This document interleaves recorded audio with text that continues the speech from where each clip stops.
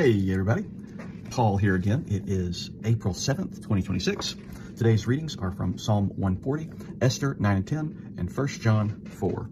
1 John 4 is actually one of the first memory verses that I ever learned as a kid, was 1 John 4:10. And it's because we had a song. And when 1 John 4:10, this is love, not that we love God, but that he loved us and sent his son as an atoning sacrifice for our sin. You're welcome for that. Maybe it'll help you remember it too. And 1 John 4 as a whole chapter is a section that is frequently used to talk about how we are to love God and love our neighbor. And that is absolutely true. But then we have to ask ourselves, what does it mean to really love? What does it look like for us to love our neighbor and to love God? Our culture is going to tell us that to love our neighbor is to affirm them, is to agree with them, is to show this warm, tender compassion regardless of what they're doing. We should agree with them because that is love. But John actually is telling us something a little bit different.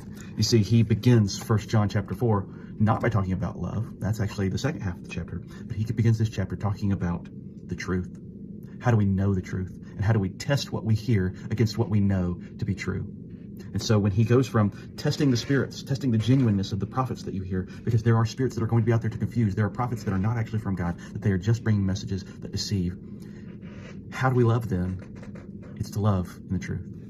Love is going to be a thing that we need to understand, that for us to love one another isn't always going to be warm, ooey gooey feelings of closeness, of affirmation. Sometimes to love is to confront. Sometimes to love is to share, you know what you're doing is not right. Please turn from it. Please pursue Christ's will. That's how we love, is that we desire the best for our friends and for our family, for our neighbors, maybe even for the people that we don't know all that well, maybe even for the people that we don't like.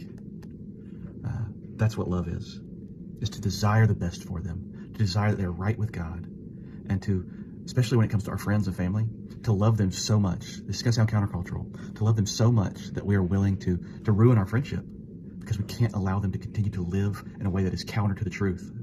As John is saying, we can't test the spirits and say that's untrue, but you keep doing it because I love you. That's the exact opposite of love. That's not what love is. Love would say, I've tested the spirits. I know that this is not true. Please turn from it. That's real, compassionate, deep, caring love. So would you go into the world today, not with an axe to grind, not with a case to make, but with a love that desires to see your friends and family know and live in a relationship with Christ. Have a blessed day.